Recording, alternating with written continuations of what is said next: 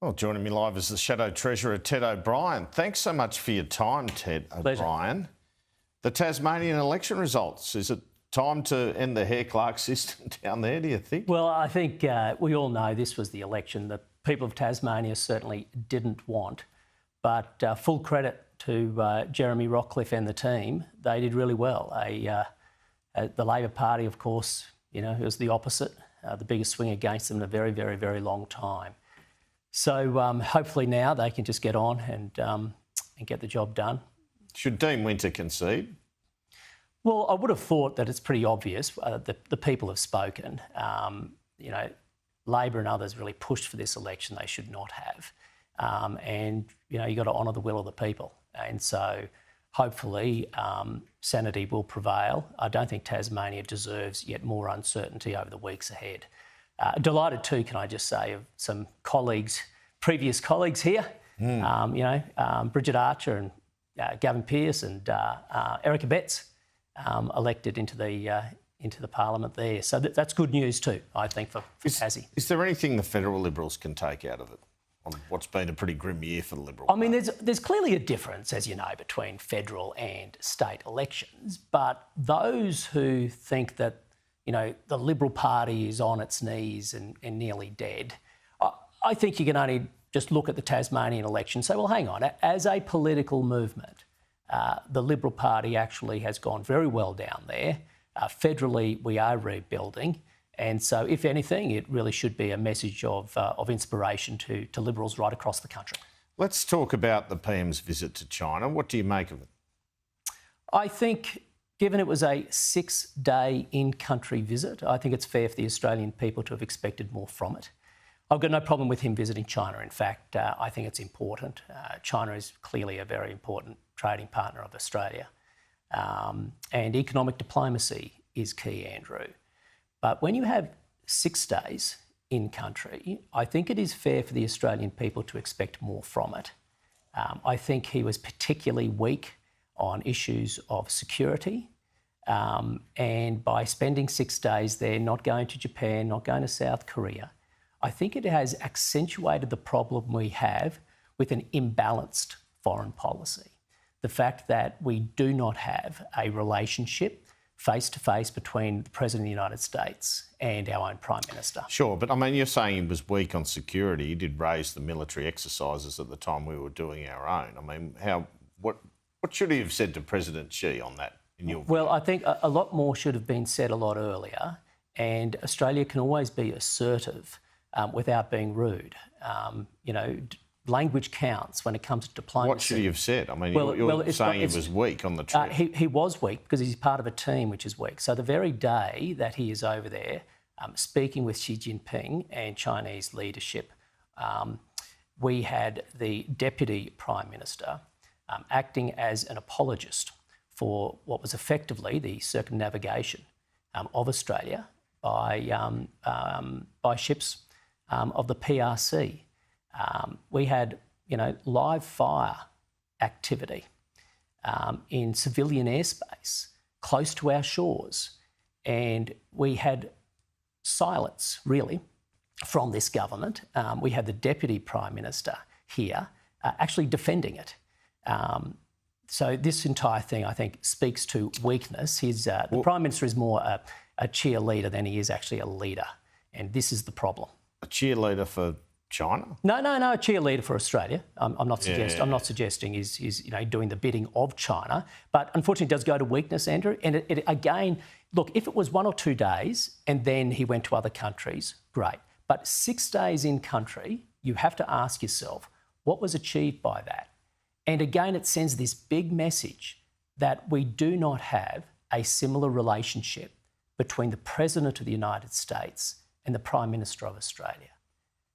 That is of deep concern, and it's why he has to prioritise that relationship. But the government sees it as a lapse in protocol for the opposition to criticise the PM on a foreign trip. What do you say to that? Well, we're not criticising him going on a foreign trip. We're saying that he did not meet expectation. And if you're going to have 6 days in country, I don't know, Andrew, you follow politics better than anyone I know. Can you think of when the Prime Minister has had 6 days in another country? I mean, Anthony Albanese has chosen to have 6 days. That's okay. He might have had close to that on his Washington trip with Biden. That's okay if you extract outcomes. Again, we are supportive of the trip. We are supportive of economic diplomacy. It's absolutely key. But Australia deserves nothing less than tangible outcomes, especially when you spend a week in country. I want to move to the productivity roundtable that's going to take place. Mining companies have expressed disappointment they haven't been invited. Michelle Rowland just told us that doesn't mean there's going to be some new mining tax. What do you think? Well, I think it's clear the government wants new taxes. And I think that's one of the things we have to prosecute over this first sitting of the Parliament. Where are these secret taxes? We've seen it through the leaked Treasury report last week. The advice to government is you're spending too much. You need to rein in spending. What's your suspicion around that? What sort of areas do you think they're looking at? I think they're definitely going after taxing capital. They're going after taxing investment. They're going after taxing companies. They are doing, I believe they have an agenda to tax. There's just no doubt about that. James Patterson said a few weeks ago he would support some kind of bipartisan tax reform. Would you? If it's done holistically, if it's looking at more efficient taxation, if you're looking at fixing up what is currently a mess with Labor being overly reliant on income taxes, but you have to play both sides of the equation here. The side that Labor is not playing on is its spending spree. So sure. Number one, they have to stop the spending spree. That is the first task of this government. There is no fiscal responsibility. Then secondly, they have to look at greater economic growth. But we don't want to go after taxation for the sake of it. I mean, sure. We're the party that believes in lower, simpler, fairer taxation. What about this sort of broadening or raising the GST and lowering income tax? Well, they've almost ruled it out, but is that something you think should stay on the table and at least be examined? Well, if Labor's fair dinkum here, Andrew, they shouldn't be taking anything off the table, including that. What do you think? Well, we're up for a holistic discussion about taxation in this country. In fact, the Prime Minister and the Treasurer claim to be open-minded on everything. But since then, we find out, actually, we're open-minded, but we don't want to talk about industrial relations. We're open-minded on taxation, but we don't want to talk about the GST. And so my fear here is Labor might actually have an agenda already and that this is nothing but a talk fest. Now, let's hope that's not the case. But I suspect it is, because the only thing we know they like to do is tax. And that's the only proposal they're bringing to the Parliament with respect to taxation, by the way, which is their superannuation tax. Yes. The PM indicated during my interview with him at the Skies Economic Summit that on the NDIS he would be happy to reform it even more to cut down the cost. Would you be up for that conversation? Yes, we would. So do you think the eligibility should be changed in some instances? Well, let's see what the government brings forward. But it is absolutely key that they have to stop their spending spree. So if you think about this, including Andrew, on the NDIS. So if you think about this, Labor inherited a spending to GDP of around about 24%. Now it's 27%, right? So there is an enormous spending spree by this government. It has to rein it in, because every time they spend, they are putting debt on younger generations. And that is inequitable. Is it a sore point for you that pre-election the opposition said we needed to do more in terms of the US relationship and in terms of budget sustainability? You didn't win the argument. Now these are the prickliest issues for the government. Well, there's no doubt it's a sore point we didn't win the election, Andrew. I'm not going to sort of pretend otherwise, right? But it's not just a sore point, I believe, for the Liberal Party of the coalition. It is for the Australian people, because this government, before the election, said the budget was in good nick. We now find out after the election it's not sustainable. We were told before the election they were going to achieve 1.2 million additional homes built. We find out after the election that's not going to take place. We're told before the election unemployment's going to stay down. We find out after election unemployment's going up.